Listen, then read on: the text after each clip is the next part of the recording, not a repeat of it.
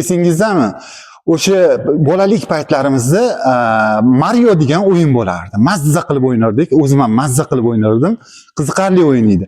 Mana shu Mario nomi bilan Mario qo'shig'ini aytgan bizning mehmonimiz Davron Ergashev bo'ladilar. Assalomu alaykum Davron aka. Alaykum assalom. Kirib kelayotgan yangi yillaringiz muborak bo'lsin.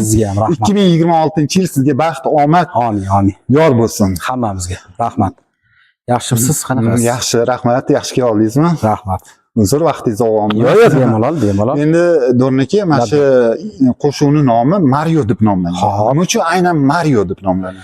Endi albatta bu qo'shig'imiz Mario deb nomlanishi bu Shahnozga tegishli bu. Chunki Shahnoz ijodi, Shahnoz she'ri, Shahnoz musiqasi bo'lgan. Aranjirovka Ravil Gimazutdinov aranjirovka qilgan. 2005-yil yozganmiz bu qo'shiqni. Mario degan joyi bu Shahnozdan kelib chiqqan. Rossiyada qanaqadir reklamada bitta ayol kishi Mario deb baqirib kirib keladi.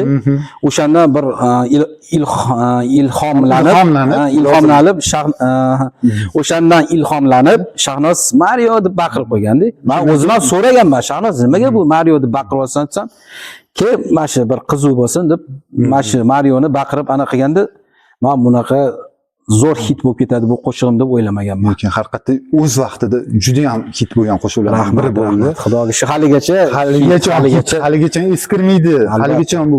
Men bitta narsa hozir esimga tushib ketdi. Shu 2005-yil deyapsiz. Men yilga adashyapman shekilli. 2005-yil bir mashinaga chiqib qoldim, endi taksiga chiqib qoldim. Endi radioda Mario chiqib qoldi. Hali shofyor xursand bo'lib ketdi. Voy, men yaxshi ko'rgan qo'shiq mana eshitib ketaman deb xursand haydayapti rolni. Men o'sha paytda men ham chiqqanda mazza qilib eshitganman. Zo'r qo'shiqlardan biri bo'lgan. Endi shu bugun mana shu Marioni jonli ijrosida eshitamiz sizdan. Mayli. Marhamat. Mendan ketmagin yorim, bag'rimda gulla yorim. Sening sevgingda, mening sevgimda, dillarimiz yayrasin.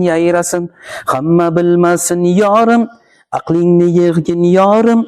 Arazlaringni va nozlaringni sen yig'ishtirgin. Ajon deba dilni qilma vayron, ajon deba senga jonim qurbon. Bilmay qildim-ku men xatoyim, kechirib qo'ygin tamom. Ajon deba dilni qilma vayron, ajon deba senga jonim qurbon.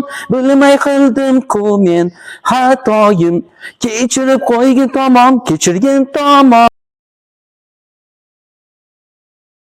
Otakan haligacha hozirgi yangi avlodga ham bu qo'shiq yoqib boryapti. Nima deydi? U paytda to'g'ri 21 yil bo'ldi. Mana 2005-yil chiqqan bo'lsa, 2026-yil kirdi. Xudo xolasa 21 yil bo'ladi bu qo'shig'imizga.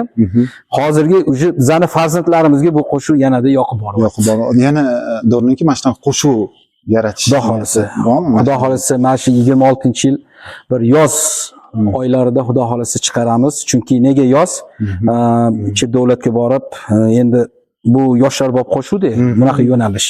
Shuning uchun chet davlatda bir issiq, bir yaxshi anaqada yaxshi mashinalar bilan bir olmoqchimiz. Shunaqa niyat qilganmiz. Klip ham zo'r bo'ladi. Albatta. Xudo xolasa yozni kutib qoling. Ijodingizga omad tilayman. Endi Do'rniki xarlashdan oldin bizani kuzatuvchilar, o'zingizni kuzatuvchilaringizga yangi yil tilaklaringiz bo'lsa. Albatta, Instagram kuzatuvchilariga, sizni hamda meni eng ashaddiy muxlislarimga yangi yil tabrikim.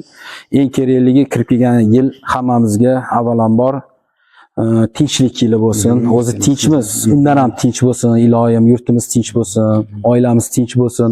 Insonga eng kerakli narsa bu sog'liq. Sog'lig'imiz Allohim sog' salomat qilsin, bemorlarga o'zi shifo bersin, umrlari uzoq bo'lsin, hammamizga Alloh baxt, omad bersin. Hamisha yurtimizda, oilalarimizda yaxshi kunlar bo'lsin, bayramlar bo'lsin, to'ylar bo'lsin. Biz san'atkorlar kelib xizmatlarni qilaveraylik. Hammalarga baxt, saodat tilayman. Davron Ergashev. Rahmat. Salomat bo'ling. Sog' bo'ling.